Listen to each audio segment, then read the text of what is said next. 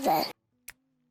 Alright, what's going on, Diablo 2 fans? Hat here. Today I'm bringing you another Keep It or Yeet It video. This time we're going into charms. It's a little bit more technical of a video because obviously there's a lot of charms, a lot of stats to go over.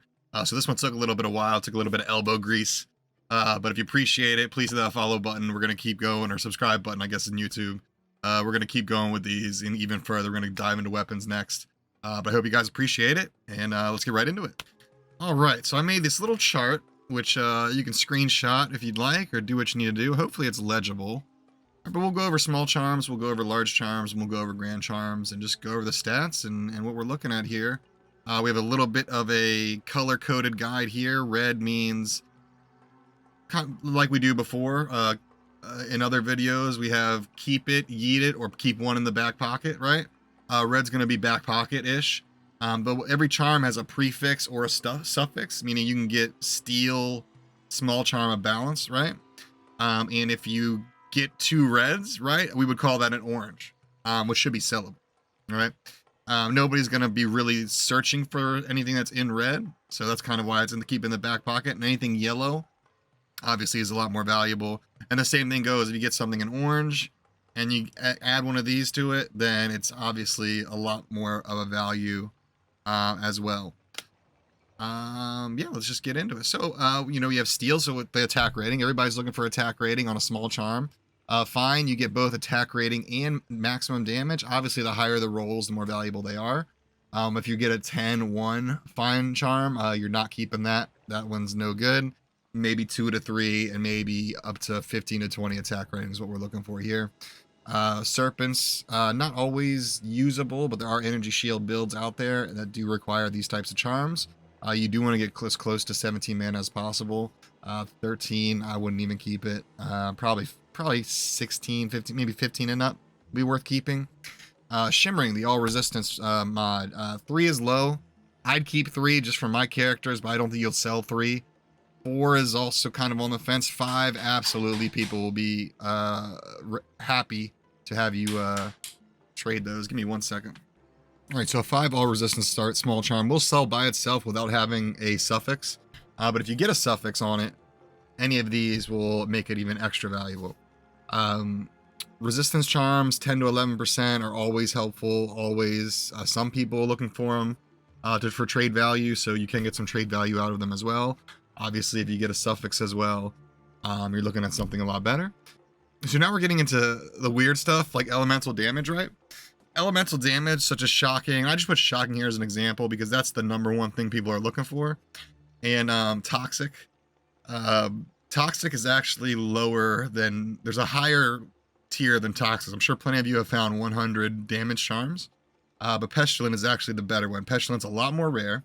It can only drop off of high level bosses such as Bale, Nithalic. I think I said his name wrong, but the guy who drops the D keys, and I believe Diablo, but that might not be correct actually. So double check me on that.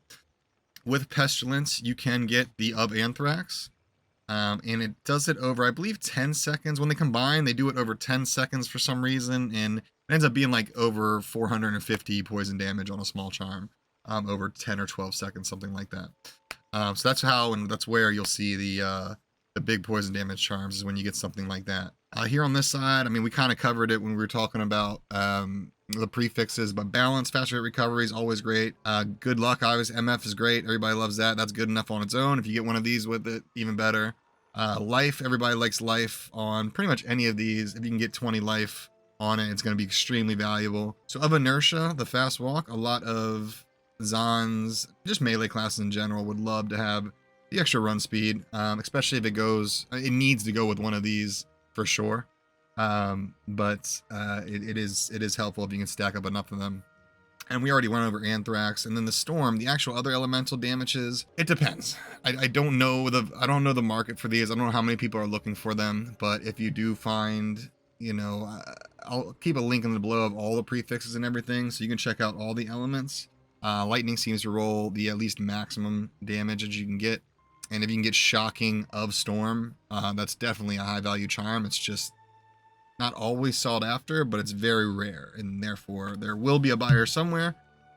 Just make sure that is something that you know to look out for, right? All right, moving into large charms. Large charms are a little bit, or I should say a lot in less demand, mainly because the way the stash in your inventory is set up, you have 4 slots, right? Or four Tetris slots, right? And, Grand Charms can take up 3, and then you just have the 1 below. So most people are going to use Skill or Grand Charms, and they're going to use small charms. And therefore, nobody really has much of a use for large charms because that's how inventories work. That's how a lot of endgame builds, have their inventory. That doesn't mean they're useless. It just means they're not sought after. But I'll tell you what, the Sharp prefix is a good one. Serpents, again, mana for those energy shield builds. Shimmering, again, all resistances, although 2 5% small charms will beat the max roll of a all resist 8 shimmering large charm, so it's better to have 2 smalls and an 8, and that's the case with a lot of large charms. A lot of 2 small charms will be better than the 1 large charm, but if you can get any of these together, the prefix and suffix, it's worth keeping. It's worth trying to sell. At the very least, keep in the back pocket, especially if you're low on charms, low level, just getting into it. You want to hold on to what you can, because you are going to need charms when you start making melee characters and things like that. You're going to wish and be happy that you had some attack rating charms in your inventory, because all melee classes are starving for attack rating. All right, so with Grand Charms, it gets a little different here. With Grand Charms, as we know, they have the skillers that you can get. You can get plus to skills. We'll start at the top here and go down. Steel attack rating, still great. May not be the most sellable thing in the game, but even I use these when I make some of my melee characters until I can get that perfect small charm, the 3 damage, 20 attack rating, and 20 to your health. But in the meantime, we'll use steel and hopefully get vitality on it or something like that, right? Sharp, same thing. You're just getting attack rating, a little less attack rating, but you're getting maximum damage.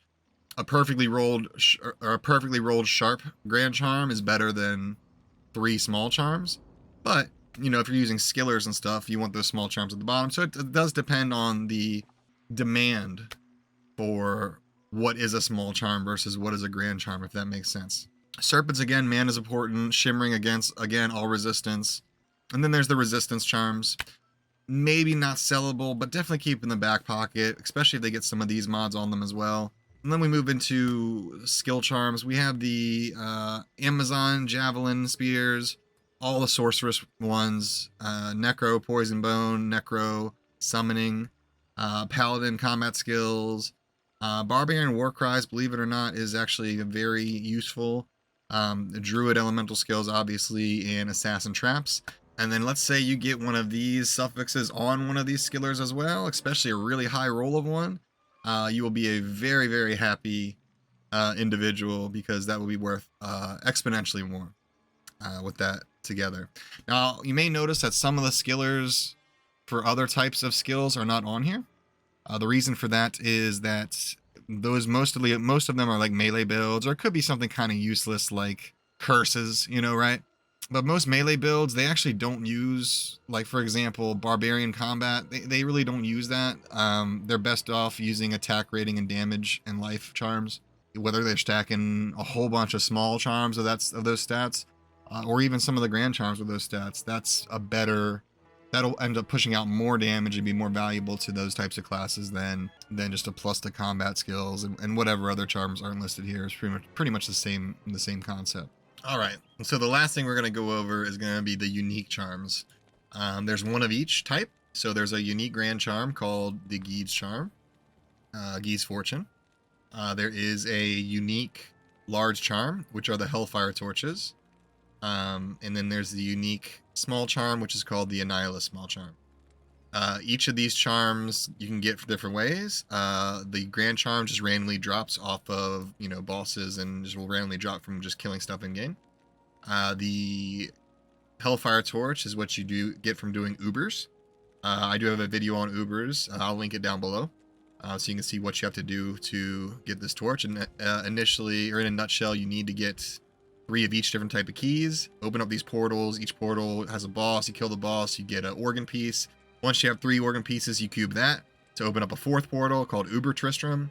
and you kill the 3 bosses in there to drop a torch at random, and that random torch will be a random character, a random class skill, Amazon, Necromancer, Barb, you know, so on and so forth.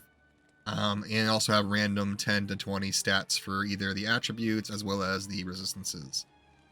The Annihilus small charm is what you get for doing or killing Diablo clone, also known as D-clone. That spawns randomly, or by...